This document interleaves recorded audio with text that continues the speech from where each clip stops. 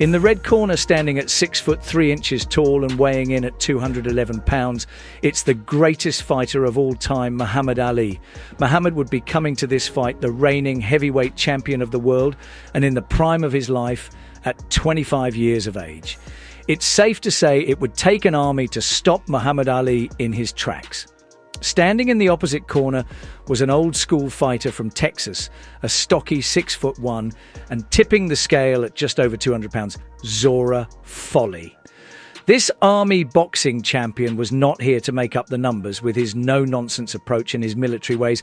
Zora was not just battle-hardened in war, but battle-hardened in the ring. The fight would not just be another fight in heavyweight history, but the surrounding controversies in Ali's political life, outcries of activism and opposition to the United States' involvement in the Vietnam War. This is what the fight would be remembered for. In a time of Ali's brilliance in the ring, his life outside of it would not be so champion. I'm not going to help nobody get something my don't have. If I'm going to die, I'll die now, right here fighting you. I'm saying you talking about me about some draft, and all of you white breaking your neck to get to Switzerland and Canada and London. At the time of the fight, Ali's career was mired in turbulence, particularly because of his outspoken political stance. In 1966, Ali made the bold decision to refuse to be drafted into the US Army for the Vietnam War, as he argued that his religious beliefs prohibited him from fighting in what he saw as an unjust war. Ali's stance led to a bitter conflict with the US government. This political and personal turmoil set the stage for his presence in the ring, a real flavor of the month affair. You won't even stand up for me in America for my religious beliefs, and you want me to go somewhere and fight, but you won't even stand up for me here at home. While Ali was in the public eye, his appeal among his following and disenfranchised communities grew as his defiance of authority resonated with a country increasingly divided over issues of race and civil rights. He was no longer just a boxer, he had become a symbol of resistance. The fight with Zora Folley was positioned as a crucial stepping stone to assess whether Ali could still reign supreme. Zora Folley, on the other hand, was a seasoned American veteran who had built a reputation as a tough and skilled fighter, although he had never quite reached the same level of fame as Ali. This Texan loved his flag, his country, and the proud patriots he swore an oath to protect. His career, which began in the mid-1950s, had seen him compete against many top fighters, but he had never held the heavyweight title. In contrast to Ali, Folley was known for his quiet, unassuming demeanor. His background added another layer of intrigue to the fight. Folley had served in the US Army during the Korean War, a period that had shaped much of his life and mindset. His military career gave him an aura of discipline and patriotism, traits that contrasted sharply with Ali's controversial stance on the Vietnam War. Because every indication has been that you're confident that you can beat Zora. I'm confident I can whoop all of them. This ain't nothing new. My image has been confident. We're just trying to make it look like something new for her. I'm always confident I can whoop all of them. As the fight date approached, Ali's political and personal views were increasingly becoming a focal point of national conversation. Critics and fans who had once hailed Ali as a hero were now vocal in their condemnation of his refusal to serve in Vietnam.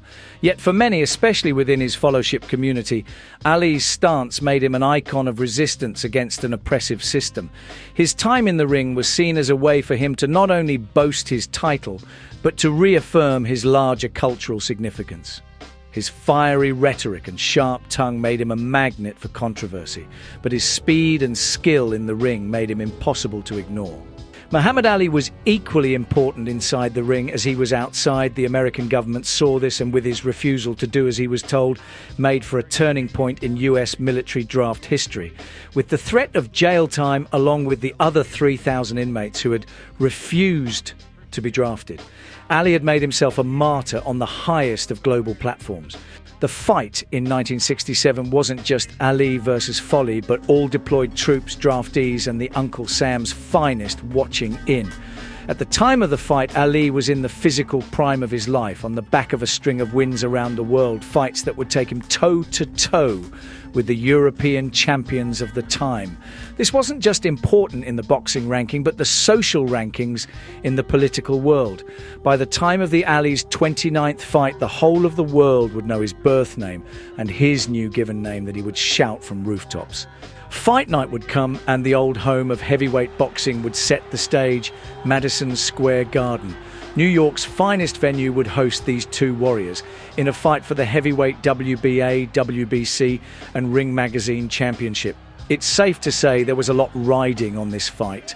Ali would be coming in the bookmakers' favourite and on the back of 28 straight victories, having never tasted the bitterness of defeat. For Zora, this would be the moment he dreamt of. A shot at the heavyweight title. This army sergeant would have had to fight his way to the top over the last 15 years. And at the twilight age of 35, it was now or never. It wasn't just the age gap that stood out, but the experience gap. With Ali having had 28 fights compared to Zora's 86-fight career with over 40 knockouts, a brief stare down from the fighters and the match would be afoot. 8-ounce gloves. Muhammad Ali, the white trunks. Zora Folley, the challenger, in the dark trunks. A good counterpuncher, and he gets in a light right hand there. And he's got all the equipment too. Foley knows everything about the manly art of self-defense, how to defend himself, how to attack in round one. And that's a little less majesty. Out of respect, probably, for Foley's punching power.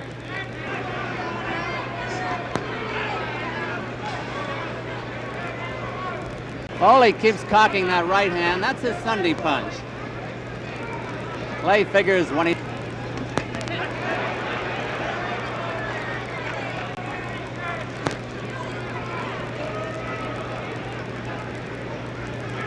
He's looking for the spot. And that was not a soft punch. Crowd up with those punches. One.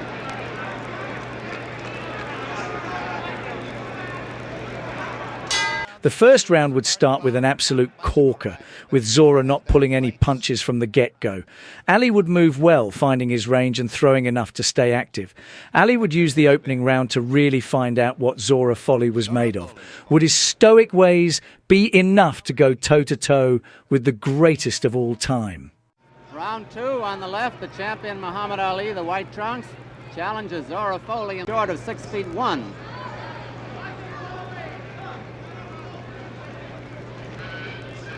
Muhammad Ali is 6'3".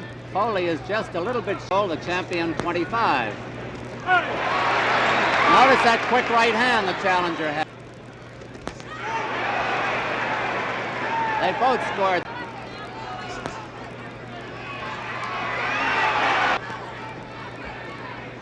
Folley has been carrying the fight to the champion. And at the moment, the champion is treating this as though it were a gymnasium workout.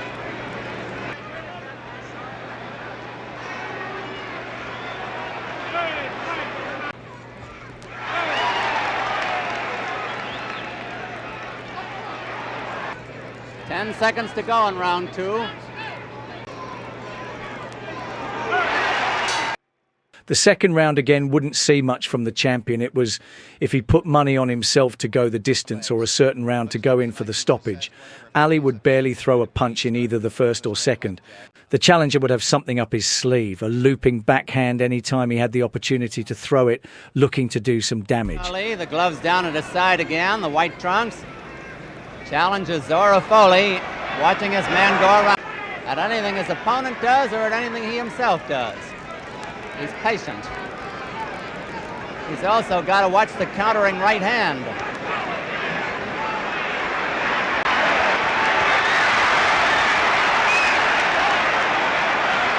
Apparently.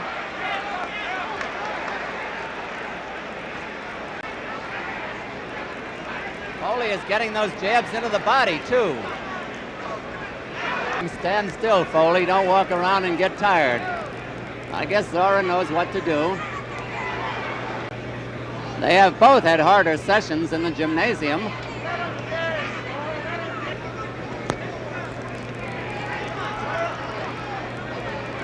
Notice how Foley can ride back with those punches, but now the champion's jab is getting in there. Ali got in his first good right hand that time. The champion is now finding his opponent with jabs and is looking better.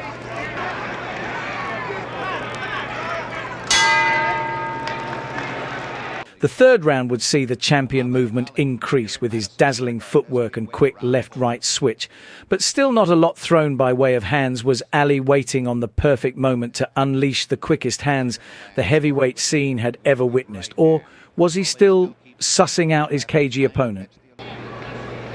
Don, the first 3 rounds. Looks like the champ is ready.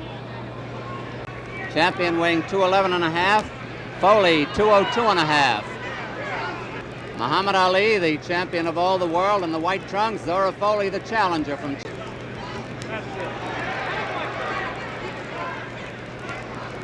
Cutting down the distance that Ali is away from him. He's trying to...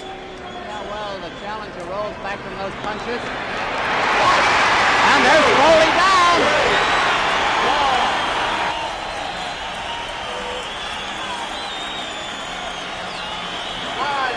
Foley is up at 9. Foley bleeding from the nose.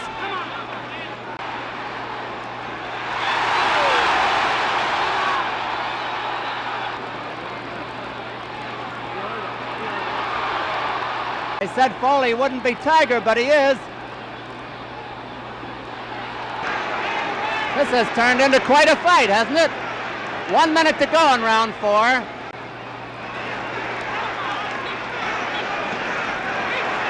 Foley's coming back from that knockdown, and he is scoring. The punches that put Foley down came so fast, you could hardly see them.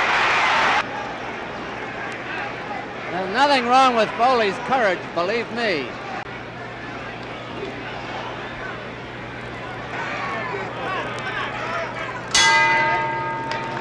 The moment we had been waiting for, out of nowhere. Ali with hands so quick you'll have to look twice.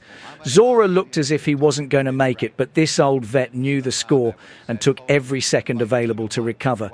With a blooded nose, the Texan was back on the front foot, looking to land something of his own. Champion looked up at the clock with a round sign. Round 5 at Madison Square Garden, scheduled for 15. Few expected to go that far. Saria and Drew Brown, better known as Bundini, are in the champion's corner.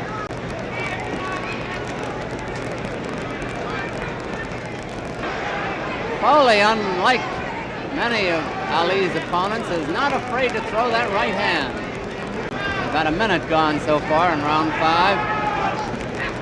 And it's such an important match, the minutes go by very fast.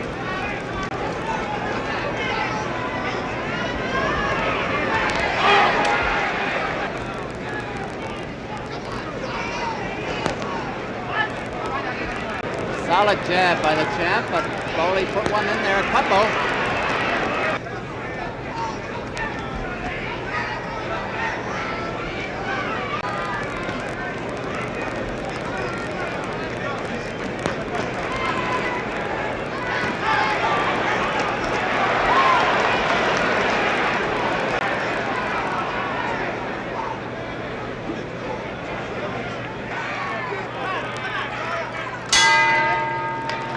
Round 5 would see Ali moving well and getting in and out of range like no one had ever done it before him.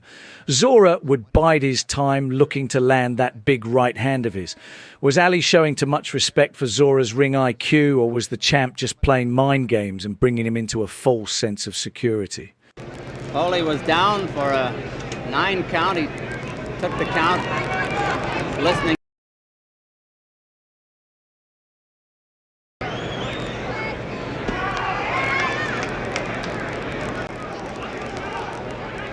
They're pretty close to each other now. That was a good punch by Foley.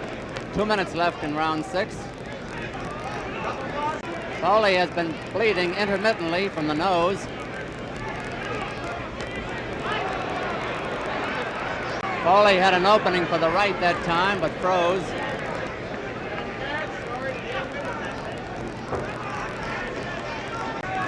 Zora Folly, the challenger. 1 minute to go in round 6.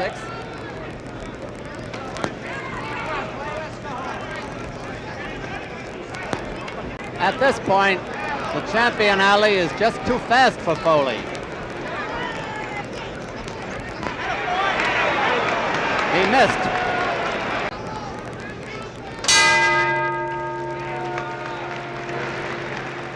Ali was just waiting for the right moment to bring the main course to the table. The whole crowd could feel it. The champ was just too quick. There was just no one who had that speed for a heavyweight fighter. White Muhammad Ali. On the right in the brown trunks sits Zora Folly. The champion's speed has been turning the fight his way for him in this fight.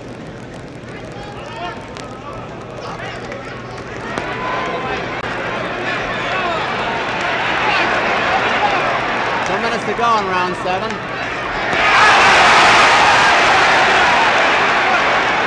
Who, of course, is the sentimental favorite with the crowd. That was a block punch, and Foley rolled with them.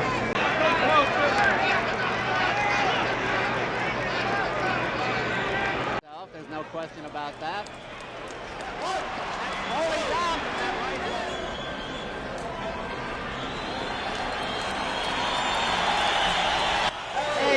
He's not. No, he gamely tried to get up.